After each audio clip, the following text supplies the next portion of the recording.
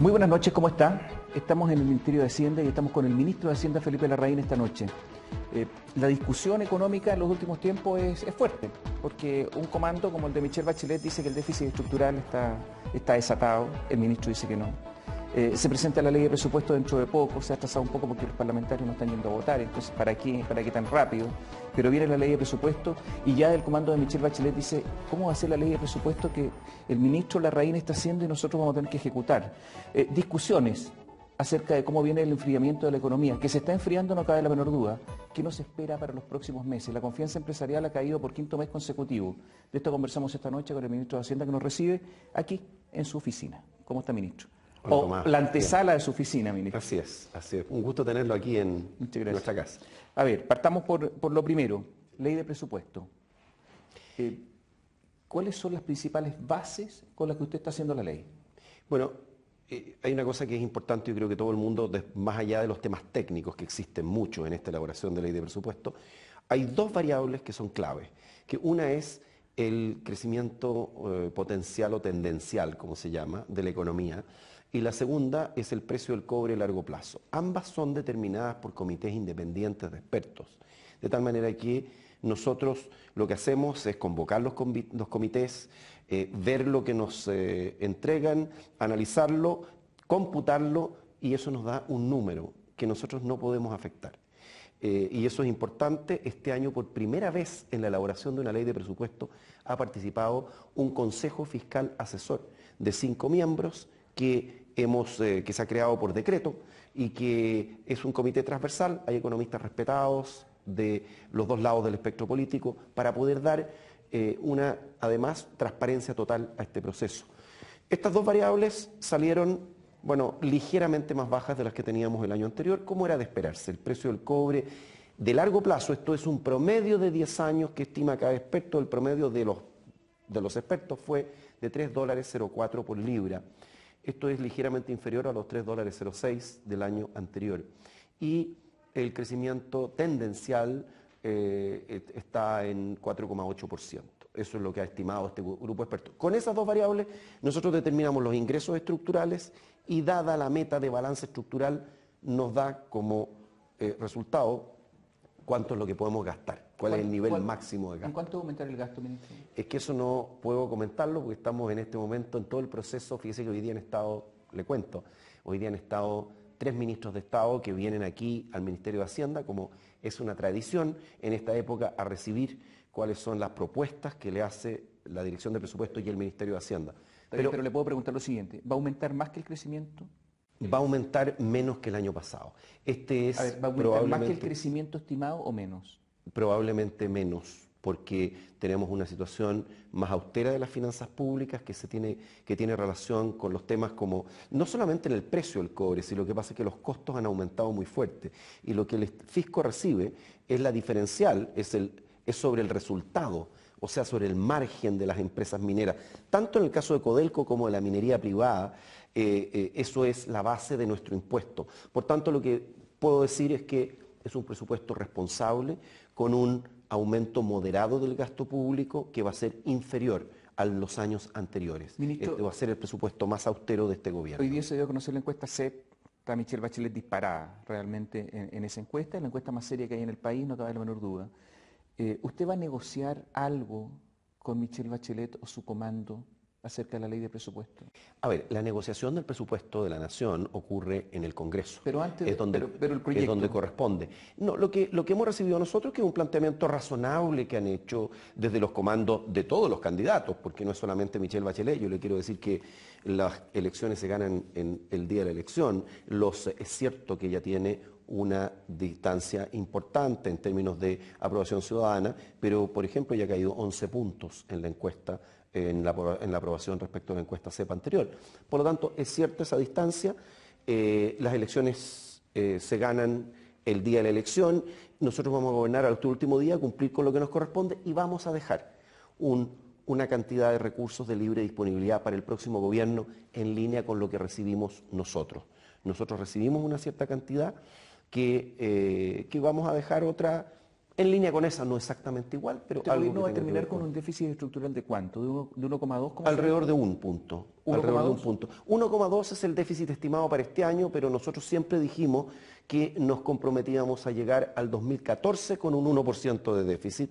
Y para este año estamos en lo que nos comprometimos. Lo que pasa es que el año pasado fue muy bueno porque tuvimos además una operación excepcional que fue la operación Anglo-Codelco, que generó más de $1.000 millones de ingresos fiscales, de recaudación fiscal. Y nosotros pensamos que no era adecuado gastar eso dado que era un ingreso por una vez. Entonces tuvimos un resultado fiscal estructural y efectivo mejor el año pasado. Pero yo quiero decir una cosa, todos los gobiernos, Tomás, responden por la forma como reciben el país y la forma como lo entregan.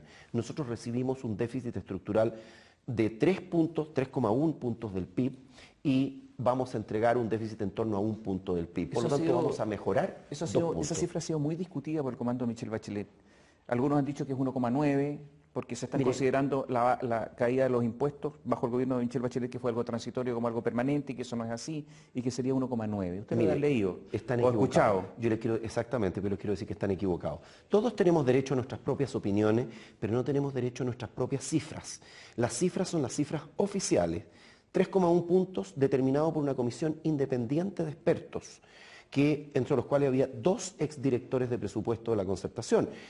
Algunos de los economistas más respetados de este país, presidida por Vittorio Corvo, expresidente del Banco Central, y con esta integración transversal dijo que el déficit del último año del gobierno anterior era 3,1 puntos del PIB. Pero si no les gusta esa cifra, pueden recurrir a la del Fondo Monetario Internacional, que hace con una metodología similar, no exactamente igual, calcula el déficit estructural para los países miembros del fondo y determina que el último año del gobierno anterior el déficit fue 4,3 puntos del producto. Por lo tanto, si no les gusta la cifra de 3,1 que ha determinado la Comisión y que nosotros hemos aceptado, pueden utilizar, por ejemplo, la del Fondo Monetario, que es todavía peor. ¿Usted cree que se afecta a la fe pública cuando los economistas, oiga, estos 2 más 2 da 4, no da 4,5? La gente común ve todo esto y dice, pero ¿cómo están discutiendo acerca de las cifras que nos afectan a nosotros por lo demás? Sí, mire, ¿usted cree que se afecta a la fe pública con toda esta discusión? Mire, yo creo que la gente entiende suficientemente lo que está pasando. Aquí hay una elección, entonces en la elección ha sido una estrategia permanente de la Concertación, la oposición, digamos, unido al partido, porque hoy día la llamada nueva mayoría es la suma de la Concertación más el Partido Comunista. Lo que ellos han hecho es cuestionar en forma consistente las cifras de este gobierno. Porque primero fueron el tema de las cifras de empleo, y resulta que cuando la Universidad de Chile, que es totalmente independiente, empezó a arrojar las mismas cifras de la encuesta nacional, ¿no es cierto? Bueno, al final se terminan rindiendo a la evidencia. Yo estoy muy tranquilo, las cifras las hemos entregado. Las opiniones son muchas, las cifras son lo ha dicho Guillermo Larraín, lo ha dicho Alejandro Mico, no son economistas desconocidos. No, son todos miembros del comando de Michelle Bachelet. Claro, pero son economistas. Sí, pero fíjese una cosa, yo creo que es importante que, por ejemplo, recurramos, el Fondo Monetario no tiene nada que ver en esta discusión ni en esta polémica local. Y sin embargo, la cifra que ellos entregan es 4,3 puntos del PIB. Yo creo que cualquier persona dice, mire, si tuviera dudas respecto de el informe de una comisión transversal con 2 exdirectores de presupuesto de la Concertación que dice que el déficit de partida es 3,1 puntos del PIB, entonces recurramos a una fuente externa, una fuente que le merece a todos fe, que es el Fondo Monetario. ¿Usted tiene confianza en la economía chilena? Yo tengo confianza en la economía chilena. ¿Cómo explica que los empresarios por 5º año consecutivo están cayendo en su confianza en la economía chilena? Bueno, hay muchos elementos, yo lo he planteado esto, creo que hay elementos de una desaceleración internacional que está ocurriendo y que es particularmente aguda en el caso de algunas economías emergentes. Fíjese lo que está pasando en Brasil. En Brasil el año pasado Brasil creció menos del 1%, una de las economías más importantes de Latinoamérica. También hay un tema con la caída, lo que significa la caída de crecimiento en China, por lo menos 2 puntos, porque China va a estar creciendo entre el 7 y el 7,5 este año. Las proyecciones futuras no es esto una caída circunstancial, sino que auguran que China va a seguir creciendo en torno al 7, 7,5, no al 9 a 10 que crecía antes. En septiembre se dice que la Reserva Federal va a terminar con los estímulos en la economía norteamericana y que eso originaría también un problema para Chile. Bueno, o sea, más mire, dinero que se va a ir de nuestra economía hacia Estados Unidos. Mire, yo le digo una cosa en este tema, yo creo que el tema del llamado relajamiento cuantitativo, que es una experiencia sin precedentes en la historia monetaria moderna, lo que ha hecho Estados Unidos en tiempos de paz, no en tiempos de una economía de hiperinflación, porque han ocurrido experimentos locos anteriormente de casos de hiperinflación. El caso de Estados Unidos ha cuadruplicado la base monetaria en un periodo de 4 a 5 años. Nosotros hemos sido críticos de este proceso porque primero puso una presión enorme a la apreciación de nuestra moneda. Tipo de cambio caía, ponía un problema para nuestros sectores exportadores, muchas pequeñas y medianas empresas. Estoy seguro que muchas personas que nos están escuchando sintieron este efecto. A ver, ahora, en el fondo ellos devaluaron. En el fondo devaluaron. Claro, pero cuando empiezan, ni siquiera cuando empiezan a cambiar esto, sino que cuando anuncian que van a empezar en forma gradual a disminuir este ritmo de expansión de la base, que en este momento es 85.000 millones de dólares por mes, que se inyectan a la economía a través de la compra de títulos, de bonos de largo plazo. Cuando eso ocurre, los mercados empiezan a ver, bueno, ¿cómo se va a ajustar esta economía? Que es Estados Unidos, la economía más importante del mundo, alrededor de 1/4 del Producto Mundial. ¿Qué va a pasar con las tasas de largo plazo que ya han aumentado 1 punto porcentual completo del bono de tesoro, del tesoro de 10 años? Y eso tiene una repercusión sobre nuestros tipos de cambio que se han corregido. Usted ve, en algún momento tuvimos 465 pesos, hoy ya estamos en 510, 512 pero pesos. ¿qué va a pasar con la economía chilena después de lo que haga la Reserva Federal en septiembre? No, yo estoy tranquilo, yo creo que aquí el proceso que ha ocurrido, que ya ha depreciado en parte nuestra moneda, es un proceso, es una depreciación saludable para la economía. Yo estaba más preocupado con un tipo de cambio de 465 pesos o 470 que con el de 510, que le da una mejor herramienta de competitividad a nuestro sector exportador, y creo que si este proceso continúa podremos tener algún movimiento en un tipo de cambio flotante, en un tipo de cambio flexible que va a dar más estímulo a mucha pyme, cientos de miles de pymes que están o directamente en el sector exportador o que tienen relación con alguna empresa exportadora. Ministro, ¿cuánto va a rentar Codelco para el Estado este año?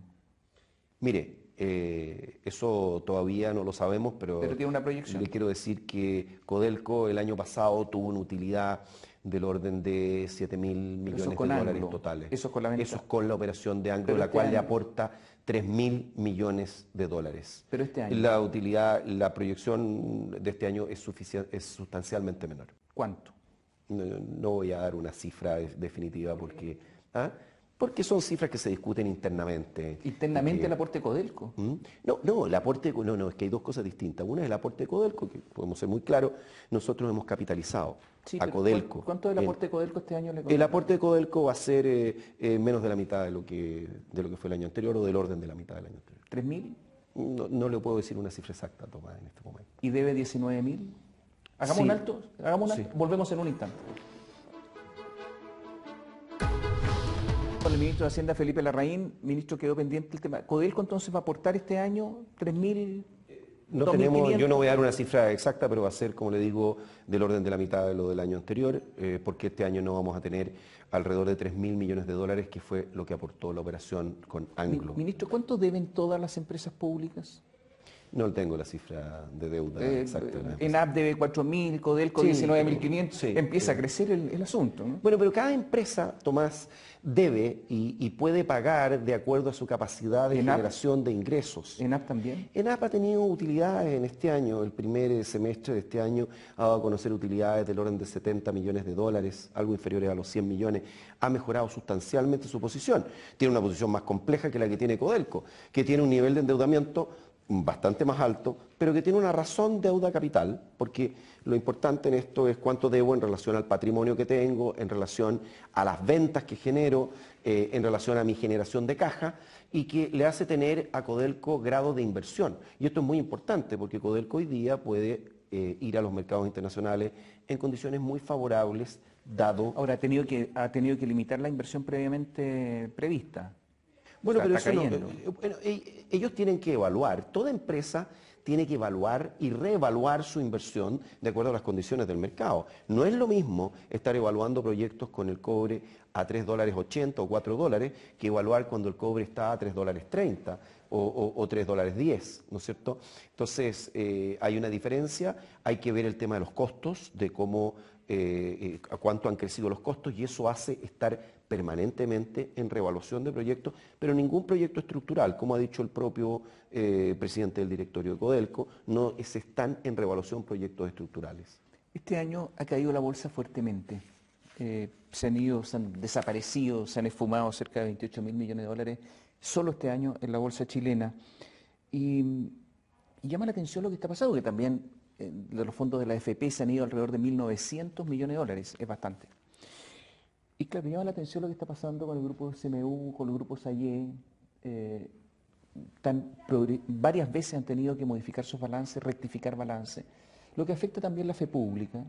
Hay denuncias no solamente de medios chilenos, sino que también de medios internacionales sobre triangulación de dineros, que estarían en el límite de lo legal, y por lo tanto una creciente presión hacia las autoridades fiscalizadoras que han actuado lentamente, las superintendencias que recién están pidiendo oficio después de que en todos los medios estaba la información, pero ya el hecho de que haya que rectificar balances 1, 2, 3 veces, que la FECU todavía se dice que se va a atrasar del grupo SMU, del grupo SAIE, justamente porque no se tiene claro cuánto es, cuánto afecta a la fe pública del mercado de uno de los principales grupos chilenos, no es cualquiera. Yo le voy a, primera parte, me mencionaba el tema de la caída de la bolsa. Yo creo que el tema de la caída de la bolsa tiene que ver también con la compresión de márgenes que ha ocurrido en las empresas, justamente porque, aunque la economía está seguido creciendo, los costos han aumentado, y este aumento de costos que ocurre en distintas formas en distintos sectores es algo que afecta el margen y por tanto afecta las utilidades, y cuando uno ve que las utilidades o caen o están creciendo muy poco, eso tiene un efecto sobre los precios en el mercado. Yo creo que ese es uno de los elementos que afecta al mercado de capitales. Creo que lo otro es también a veces la incertidumbre, ¿no es cierto?, que se genera en periodos electorales, y creo que también eso afecta, entre otras cosas, a la inversión, y la inversión, los precios de los activos, creo que son temas que están ciertamente en la discusión y que afectan las posibilidades de mejorar del mercado accionario. Y lo que usted me pregunta, concretamente, aquí ha habido efectivamente, pero esto ha ocurrido muchas veces, la rectificación de balances, por lo tanto yo tampoco creo que debamos darle... pero no se han cumplido los covenants, pero los bonos se han... Usted sabe todo lo que ha pasado. Sí, por supuesto. Son bonos que se han colocado en el exterior, ¿no? Sí, pero resulta que esta semana los tenedores de bonos han dado un waiver, ¿no es cierto?, a estos covenants, que significa que han llegado a un acuerdo con la empresa. Por lo tanto, esto es un tema que está en manos de la superintendencia. Yo creo que están reaccionando adecuadamente, cada una dentro de, en este caso, estamos hablando porque dado que es una empresa del mercado no financiero, está en manos de la Superintendencia de Valores y Seguros. Los rumores de triangulación vienen desde mayo del año pasado, por lo menos. Sí, y ahí estamos mirando todo esto. Sí, pero nosotros no nos hacemos cargo de rumores, simplemente. No, rumores el presidente de la República el año pasado confirmó que justamente se estaba investigando el tema, que se estaba... Y ahí está, llevamos más de un año. No, es un proceso que sigue su curso como corresponde en manos de las autoridades, y yo creo que aquí las instituciones funcionan. Y esto es la Superintendencia de Valores y Seguros, tiene a su cargo ese tema, y por lo tanto ha pedido y ha recibido rectificación de balances, y esto ha ocurrido.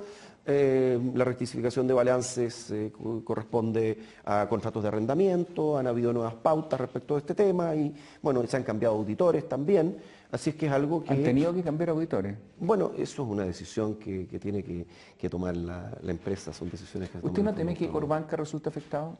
Mire, yo le digo, yo creo que aquí el propio superintendente de bancos e instituciones financieras hace un par de semanas comentó que le parecía que la posición de solvencia, que tenía una posición muy sólida el banco. Así que yo me parece una opinión interesante. Ministro, el presidente firmó un proyecto para mejorar la gestión pública.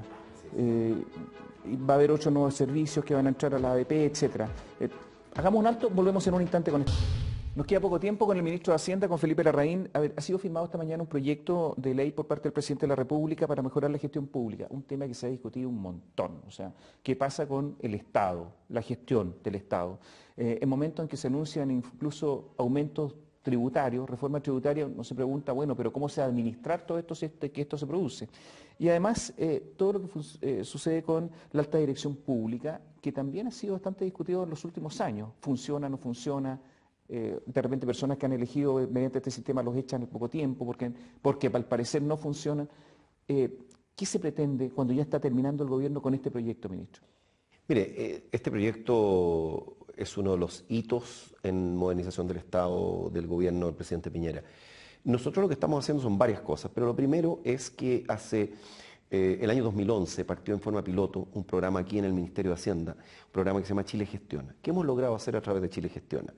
Y Chile Gestiona y Chile Paga. Bueno, hemos creado una figura que es el director de gestión dentro de cada ministerio, que es una suerte de, es una persona que tiene a su cargo la parte más administrativa, de administración de la subsecretaría para todos los servicios. Entonces, esta figura del director de gestión presta un apoyo al subsecretario de cada cartera, que es jefe de servicio, para los distintos servicios que operan en las carteras. Nosotros partimos con 12 subsecretarías, hoy día tenemos 18 subsecretarías, perdón, 11 subsecretarías, después crecimos a 12, hoy tenemos 18 y casi 100.000 empleados públicos, 60 servicios, 100.000 empleados públicos que están hoy día bajo este esquema de Chile Gestiona. Ahora, ¿qué es lo que hemos logrado? Reducir, por ejemplo, el ausentismo laboral, reducir el uso de horas extraordinarias que notamos que a veces se usaban más de la cuenta. Hemos logrado mejorar los plazos de pago a proveedores. Hemos logrado también identificar indicadores de actividad principal, por ejemplo, lo que hace, esto cuando uno dice horas extraordinarias es lo que hacen, es un indicador transversal a todos. Cuando uno dice, bueno, por ejemplo, si yo estoy entregando un determinado servicio, ¿cómo puedo entregarlo mejor y medirlo? Esto estamos institucionalizando la figura de los directores de gestión y esta idea del Chile Gestiona a través del proyecto de ley. Va a seguir operando, pero después va a tener un proyecto, una ley que va a establecer esta figura. Adicionalmente se establece el delegado presidencial, que hoy día firmó el decreto el presidente, pero que también va a estar dentro del proyecto de ley, delegado presidencial de gestión, que va a estar aquí en el Ministerio de Hacienda, ayudando a los distintos ministerios. ¿A qué? A mejorar la eficiencia del uso de los recursos públicos, que es lo que te mencionaba, y a mejorar el servicio que entregamos a las chilenas y chilenos. Yo creo que eso es muy importante.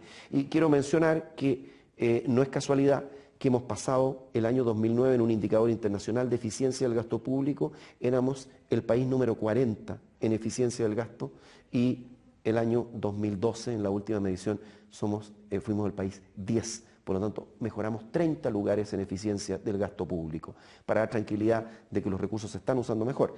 La otra pata del proyecto es mejorar nuestro sistema de alta dirección pública. Estamos incorporando casi 100 cargos nuevos a la alta dirección pública. Por ejemplo, los directores regionales del trabajo, del Servicio de Impuestos Internos. Estamos incorporando instituciones como el INJUV, el SENAMA, en fin, y estamos añadiendo cargos en servicios que ya estaban en la alta dirección pública. FONASA, otro servicio que también va a haber. ¿Usted cree que va a ser aprobada esta ley rápido o va a quedar para el próximo gobierno? Mire, vamos a avanzar todo lo que podamos. ¿Ha negociado esto con la oposición? Hemos conversado mucho con la oposición, nosotros tuvimos hemos tenido numerosas instancias de discusión. Yo creo que esto también recoge temas que han preocupado, que son transversales, no solamente al gobierno, sino que yo creo que este debería ser un tema más transversal, un tema que concite la adhesión, ahora que podamos tramitarlo en los 6 meses que quedan y considerando además el periodo eleccionario, es un poquito ambicioso, pero por lo menos dejarlo bien avanzado este proyecto. Ministro, ¿a usted le habrían gustado superintendencias independientes tipo Banco Central? Bueno, es que nosotros justamente estamos haciendo un paso importante en esa dirección. Una de las cosas más importantes que puede dejar un gobierno y dentro del desarrollo de los países, como dicen numerosos estudios, es el desarrollo de instituciones. Nosotros tenemos un proyecto de ley en discusión de la Comisión de Valores y Seguros, que crea la Comisión de Valores y Seguros. Hoy día es la superintendencia, un organismo unipersonal. Aquí se va a crear un cuerpo colegiado de 5 miembros que va a tener confirmación del Senado, muy al esquema un poco como el Banco Central, pero más parecido al sistema de alta dirección pública. Entonces, justamente vamos a tener una comisión de valores y seguros que va a tener un grado de autonomía mayor, mayores responsabilidades y también mayor autonomía y algo más de recursos para poder desarrollar esa función. Ministro, gracias por acompañarnos. Encantado. O por recibirnos.